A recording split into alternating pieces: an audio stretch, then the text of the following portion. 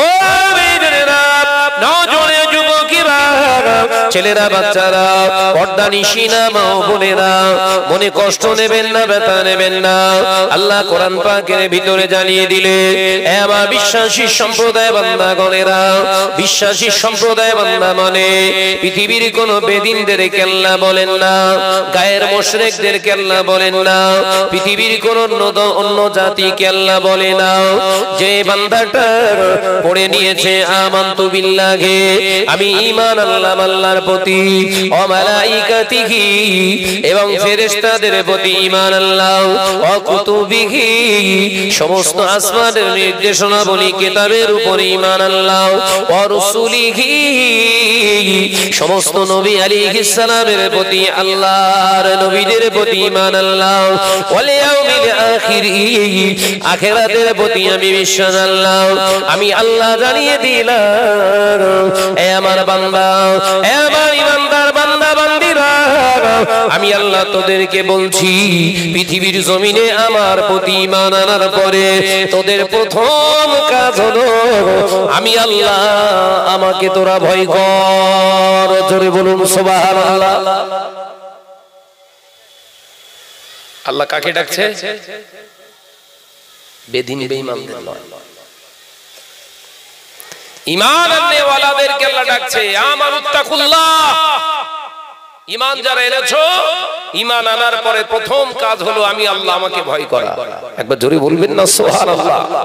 পৃথিবীর জমিনে কোন বোমা তোরা ভয় করতে পারিস না, পৃথিবীর কোন আগুনের ভয় করিস না, পৃথিবীর জমিনে কোন করোনা ভাইরাসকে ভয় করবি না, পৃথিবীর জমিনে কঠিন ব্যাধিকেও ভয় পাস না, কারণ সবার ঊর্ধ্বে হলো আমি তোর স্রষ্টা। জোরে বলুন সুবহানাল্লাহ। আগুনের সৃষ্টি করেছি আমি, জমিনের মালিকও আমি, তোর মালিক আমি, রোগ দেনেওয়ালা আমি, শেফা দেনেওয়ালাও আমি। ওরে বান্দা, পৃথিবীর জমিনে কোন রোগের ভয় তোর করতে হবে না, আমি আল্লাহ, আমাকে জয় কর। তোর সেভ গাইডনেসের দায়িত্বটা আমি আল্লাহ নেব।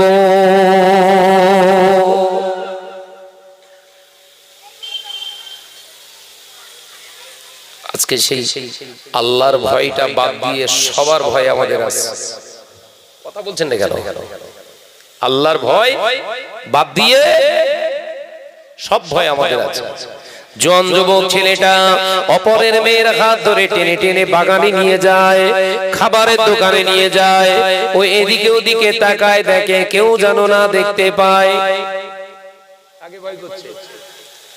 কথা বলছেন না কেন? এলাকার মানুষকে ভয় পায়, কিন্তু জানে না লা তাখুযুহু সিনাতু ওয়ালা নাওম।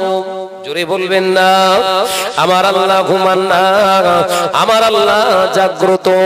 পৃথিবীর মানুষ যেটা দেখে না, আমার আল্লাহ সেটা দেখতে পায়। জোরে বলেন না সুবহানাল্লাহ। ও কার ফাঁকি দিচ্ছে? ফাঁকি দিচ্ছেটা কার? চুরি করছে কার কাছ থেকে?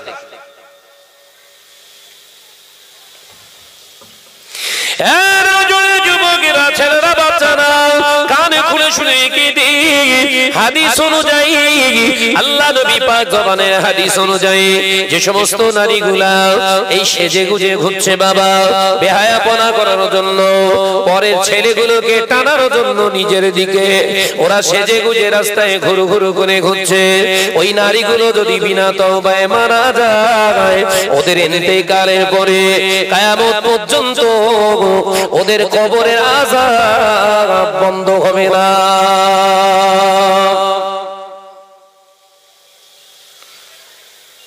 কে বলছে? বিশ্বনবী। যুবকেরা, বারুইহাটির মুসলমানেরা, মনে কষ্ট নিও না, ব্যথা নিও না। আল্লাহ নবী পাক জবানে জানিয়ে দিয়ে গেলেন, একজন বিহায়া নির্লজ্জ নারীর কারণে তার আপন 4 জন পুরুষ জাহান্নামে যাবে। কজন? জোরে বলেন। 4 জন। একটা বিহায়া খাতুনের ওসিলায় কজন জাহান্নামী? তার আপন চারজন। এক নম্বরে আল্লাহ নবী পাক জবানে জানিয়ে দিয়ে গেলেন, ওটা এক নম্বরে হলো ওর বাপ। ওর বাপ যদি তাহাজ্জুদ গুজারনে ওয়ালাও হয়, ওর বাপ যদি বিরাট বড় একটা হাজিও হয়, ওর বাপ যদি কাবা বাইতুল্লাহর ইমামও হয়, ওই মহিলাটা যদি রাস্তায় বেহায়াপনা করে ঘোরে, আমি রাসূলুল্লাহ জানিয়ে দিলাম আদ-দায়ুসুলা ইয়াদখুলুল জান্নাহ, দায়ুসরা কোশ্চিন কালে বেহেশতে যাবে না। যে ঘরের নারীগুলা বেহায়াপনা করে ওর বাপগুলো হলো দায়ুস নাম্বার 1। আমার উপর রাগ করলে হবে না। আর যদি কোনো হুজুর আলেম থাকে কাটতে বলেন, মিথ্যে সাব্যস্ত করতে বলেন,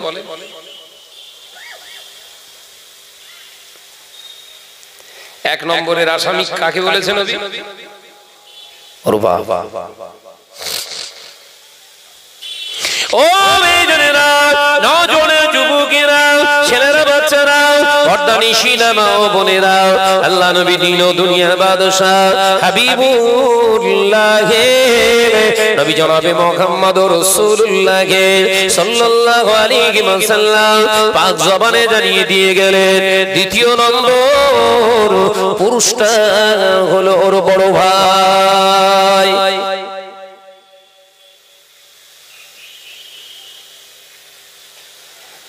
যুবতী বোনটা ঘুর ঘুর ঘুর ঘুর করে ঘুরতেছে, তোর হাতে খেটে ওঠে না? হারা মাদারে কষা ছাল তুলে ফেল, গোনানি মুখ বাদ দিয়ে পেটা, কথা মাথায় ঢুকছে না বোধহয়, সুরাতটা বাদ দিয়ে চাবুক পেটা কর।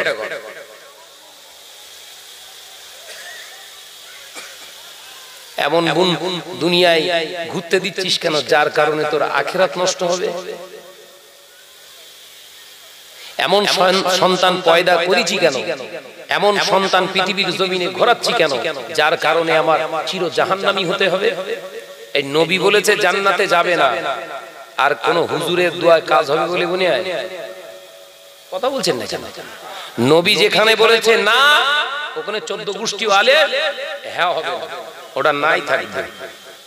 এটাই হলো আমার নবী। একবার জোরে বলবেন না? মজা লিচ্ছ খুব, যুবতী মেয়েটাকে ছেড়ে দিয়ে, বোনটাকে ছেড়ে দিয়ে খুব মজা লিচ্ছ না? যুবকেরা, ছেলেরা, বাচ্চারা, পর্দানিশীনা মা বোনেরা, মনে কষ্ট নিও না, ব্যথা নিও না।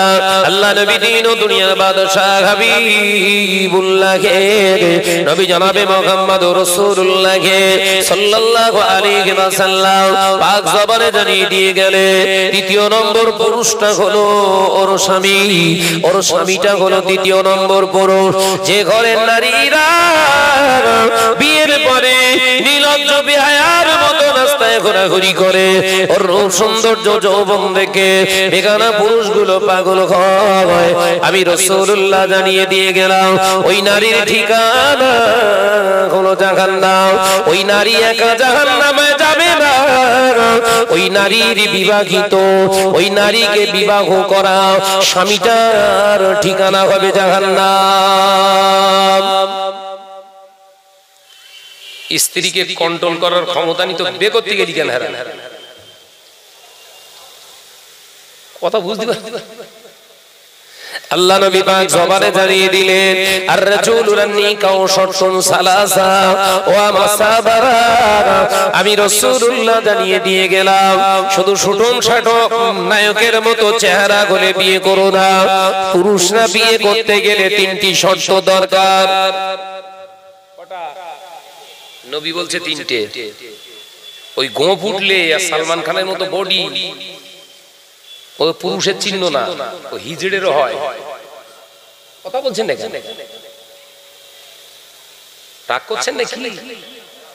কিচ্ছু করার নেই, দাওয়াত দিয়েছেন, সহ্য করতে হবে তো। এই ভাইরে দাঁড়িয়ে রয়েছিস কেন? হয় ভিতরে আয়, আজকে একটা খেল খেলে রেখে যায়, এদিকে আয়, তোদের দরকার আমার।